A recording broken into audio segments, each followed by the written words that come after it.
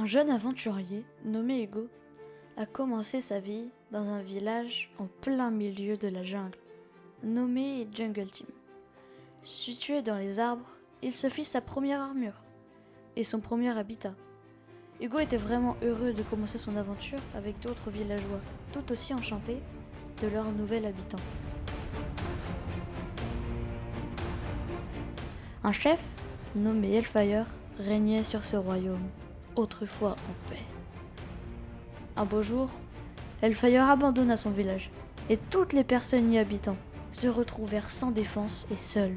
Mouri, autrefois villageois comme les autres, monta au pouvoir et régnait désormais sur le village, ce qui réjouit les villageois d'avoir un nouveau dirigeant de confiance. Peu de temps après, la Jungle Team, impuissante, entrait en guerre avec un royaume bien plus puissant. Malheureusement, la ville succomba dans les flammes et se fit piller jusqu'aux dernières ressources. La Jungle Team n'existe plus.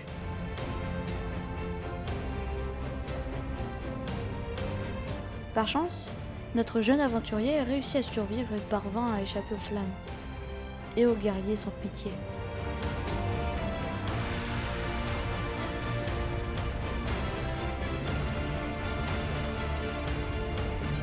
Il marche un bien long moment, sans personne à ses côtés, jusqu'au jour où il rencontra un plus jeune aventurier, Ritsu, et décidèrent de rester ensemble pour mieux se connaître.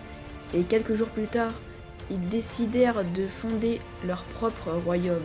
Ils s'appelèrent Peristeria.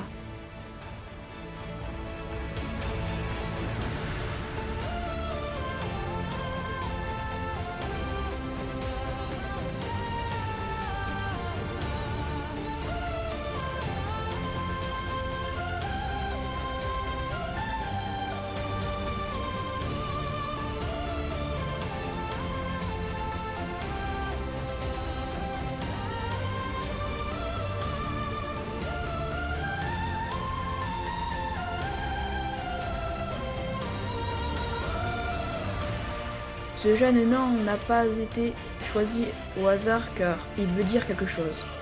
En grec, Peristeri veut dire colombe. C'est à la fois signe de paix et de liberté et à la fois le symbole de la ville.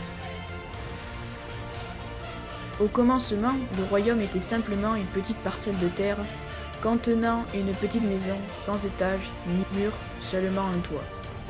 Une fois d'autres parcelles achetées, 3 nouveaux bâtiments ont fait leur apparition. 2 maisons pour les 2 aventuriers et une forge, utile à la conception d'armes pour se défendre des monstres de la pénombre. La conception d'immenses champs de blé, de betteraves, de carottes et de pommes de terre ont été plantés afin de nourrir la population péristérienne. La construction d'un grand musée a permis d'exposer les différentes découvertes importantes pour la cité et le creusage d'immenses souterrains où se trouvait une pièce de stockage accompagnée d'une pièce d'enchantement et une pièce où se trouve une usine à lave pour le combustible de la cité. Ces souterrains servent aussi à faciliter le déplacement à travers la ville. Mais un royaume sans fortification n'est pas digne d'être appelé royaume. C'est pour cela que d'immenses remparts ornés de tours de garde ont été dressés sur l'extrémité de la cité.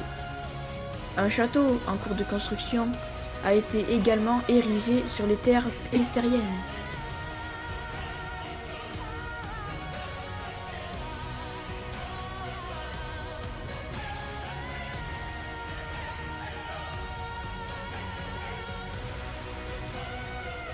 Cette histoire est en partie vraie et modifiée à certains moments pour donner un aspect mystique. Merci à vous, chers auditeurs, pour avoir écouté notre fabuleuse histoire. Celle de Peristeria sur le monde mossarien.